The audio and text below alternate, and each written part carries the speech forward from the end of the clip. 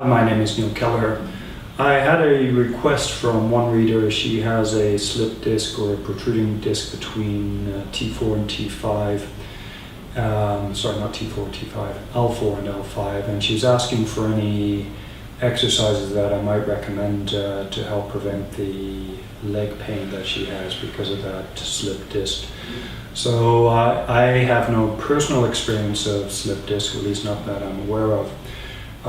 So these are exercises that I thought may help. I cannot guarantee that. I'm also not a trained doctor or anything. This is just based on my own experience of working with my body, learning to feel it and control it. Most or all of these exercises are done while standing, and part of that is my own understanding of the body is that the hip and the low back, the muscles that work on both of those joints actually interconnect or intertwine, and so for long-term hips, low back health, I'd recommend working on the legs at the same time. And so all of these exercises for the low back for correcting slip disc pain are done while standing or perhaps while sitting.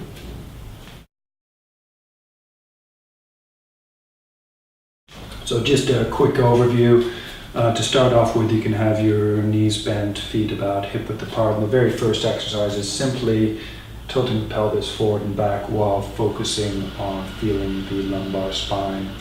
The next exercise is a slow twist. And again, keeping the knees bent, you can focus on twisting from the bottom upwards. So maybe about here twisting, and here twisting. And the idea is to move slowly so that you can actually or imaginarily feel your lumbar spine, the actual vertebrae of the lumbar spine twisting as you turn your body. What else you can do to, again, this is working on hip stability, is to do the same exercises while standing on one leg. So shifting your weight to one leg. You can have the other leg touching the floor, but all of the weight is on one leg, and do the same exercise. Tilt your pelvis slowly backwards so that your lumbar spine rounds, and then tilt your pelvis forward so that your lumbar spine arches backwards. And then do that any number of times or as much as you can on one leg, and then shift legs. Slowly tilt forward and back. And then do the same with twisting. Shift your weight onto one leg, and actually you'll do this on both sides. Slowly working on the lumbar spine, twist to one side, to the same side as your supporting leg. Relax, and then turn to the other side. Try to keep your hips square to the front as much as you can, and then repeat that on the other side. Another exercise you can do, and this one there is no we'll jump straight to standing on one leg. So stand on one leg, turn the leg out 90 degrees, the non-weighted leg out 90 degrees. You can move it out further or in closer. And from here, use this leg, try to lift this hip, slowly go up and slowly go down. So as you're doing this, you're again focused on feeling your lumbar spine, lift the hip and then lower. You can do the same thing with the leg internally rotated. Let the hip sink down, weight on this leg, slowly lift the hip, and then lower. One other standing on one leg exercise is a variation of this stretch, where you pull the knee in, but instead done while standing. And here, place the ankle on top of the knee, push the knee back, slowly bend forwards. If you can touch your hands to the floor. If you can't touch the floor, don't worry about it.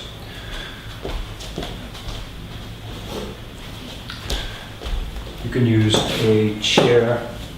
So from here, bend forward, place your hands on the chair, and then to go deeper, slowly bend your elbows. Another variation, you can, in this pose, maybe round the lower back or arch it. And that could be the exercise actually. Use a support if you like. So round the back and then arch it, and gradually work at having less and less weight on your arms. And just as a note, if you find pain doing this pose, you may find it helpful to press your hands down into a surface like a table so that there's less weight on your upper body. That may help you to relax your lower back so that if you're doing this exercise or even twisting, you may find that gives you a little bit more control. Going back to this stretch, again, feel your lower back. Find a position that's comfortable, and then from there you can turn towards the lifted leg side, again focusing on your lumbar spine, and you can also, turn away from it. Use a chair for support, or if you like, take the arms away.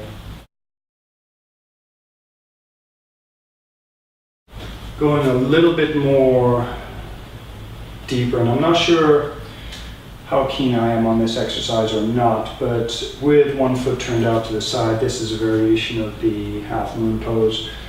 You can place your hand on a table, kitchen countertop, wherever you have room. Roll the top hip back.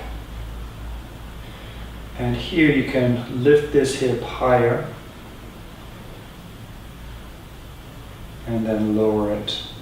And as you do so, notice how your lumbar spine is bending. So from this position, lift the hip higher. So that's actually bending the lumbar spine upwards, and then lower it.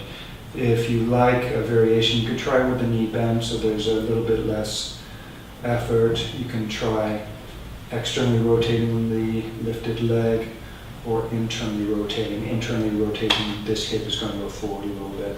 So you can try like that.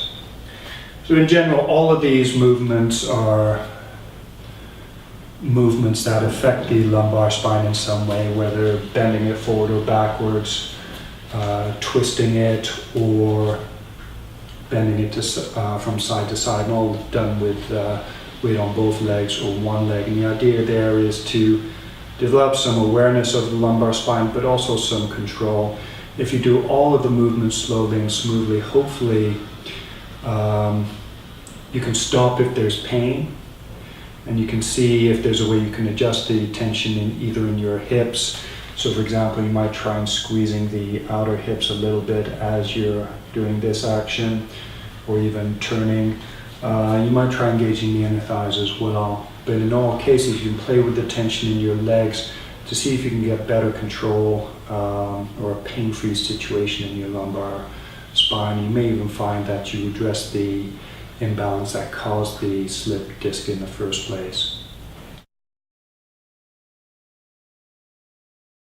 So just in a little bit more depth, the first exercise, feet about hip width apart or shoulder width, outer edges of the feet parallel, knees comfortably bent. And in this position, I'd suggest maybe having a little bit of tension in the outer hips above the top of the thigh bone. So in this region, hip crest, thigh bones in this region, maybe squeezing a little bit. And then from there, let your tailbone move down. And feel your lumbar spine curving. Then move your tailbone up and move slowly. If you need to stop, or if you feel pain, then stop what you're doing. Maybe change the amount of movement. When I'm doing this exercise, although I said activating the outer hip, I am actually using my butt a little bit. There's a little bit of tension there, but it's not super squeezed. What you can do is change your focus. You could focus initially on your tailbone, lift your tailbone, lower your tailbone, or change focus so that maybe you're more inclined to use the abs, focus on your pubic bone, lift your pubic bone up. Try to avoid a strong clenching of the abs. Try to use minimum effort to pull your pubic bone up, and then move your pubic bone down. So both have the same effect. So you try first focusing on the sacrum, and then focus on the pubic bone. So here again, lift the sacrum, curl the lumbar spine backwards, drop the sacrum, bend the lumbar spine forwards. Or lift the pubic bone, bend the lumbar spine forwards, drop the pubic bone, arch the back. Try the same exercise with your weight on one leg. Exact same thing as before. One of the things that you might try changing is, because your weight's on one leg, you may find a tendency to either lift the non-weighted side or lower it. And I'd suggest trying the exercise with the hip lifted and with it lowered, just to see how it feels. If it feels good, then you can use it. So it's just a way of varying the exercise, taking your body through a fuller range of motion. So with the hip with the hip dropped, the non-weighted hip drop, pull the pubic bone up and then lower it, and then focus on the sacrum, drop the sacrum down, and then lift the sacrum. And then switch legs. For the twist, the area of focus again is the lumbar spine. So all of these exercises, you're focused on the lumbar spine. You're trying to feel the 5 vertebrae moving with respect to each other. The twist may be a little bit difficult. Initially, find a position where lift your tailbone and then drop it, and find a position where either side of your lower back feels open. That can be your starting position for twisting, and then gently from there turn your rib cage, but try and feel, say, the bottommost lumbar vertebrae turning, then the next one up, then the next one up. There are 5 in total, and then relax, and then turn to the other side. So most of this is happening in my rib cage, but at the same time I'm trying to focus on my lumbar spine so that the lumbar spine turns as my rib cage turns. So move slowly. You could also focus, so if you're turning to the right, you could imagine feeling each side of each lumbar vertebrae. So turning to the right, you're pulling the right side of the lumbar vertebrae rearwards, and the left side forwards. So turning towards you, the near side, the right side is pulling back, the away side is pulling forward, like so. So imagine you can feel your vertebrae. Imagine pulling back and forward on each side to turn each of the vertebrae relative to the one below it. And again, do that when you're shifting, trying to twist on one leg. You can try it with the hip lifted or lowered, even varying the height of the pelvis as you do the twist. If you do vary the height, make sure that you can feel the position where your pelvis is level. And I'd suggest, as a finishing point or starting point, keep your pelvis level and try the twist to the weighted leg side and then to the opposite leg side. So try all variations, but then see if you can find the place where your pelvis is level, and then do it keeping your pelvis level. Final 2 exercises I'll go over in detail. One is standing on one leg with the other leg turned out, and then we'll go into it with the leg turned in. So the first exercise was working the lumbar spine forward and backwards. The second exercise, the twist, was twisting the vertebrae relative to each other. And now this one is more or less moving the hips side to side, tilting side to side. And this is actually an exercise you could do with weight on both legs, is lift one hip, drop the other hip, and then reverse it. So in this case, this hip is going down, then this hip is going up. Turn one leg out. This is to work the external rotators on this leg. And here again, the exercise is to lift the hip. Pay attention to your lumbar spine as you do it, and then lower the hip. So from the rear, lift the hip. So my lumbar spine is actually bending to the left, that way, and then lower it.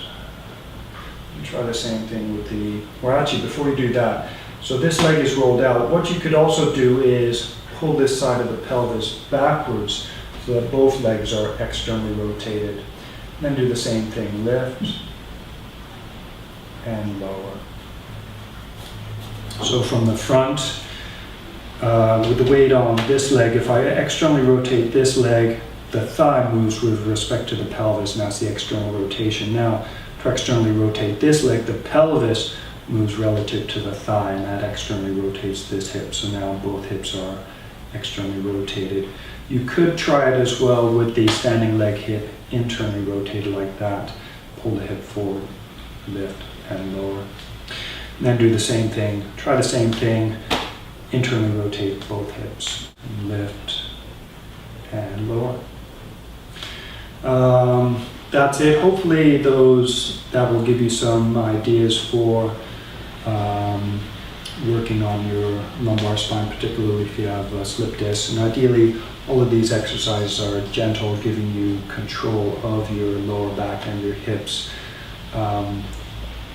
within a comfortable range of motion. And then from there, you could work at gradually more extreme stretches, extending your range of possibility. Thank you very much.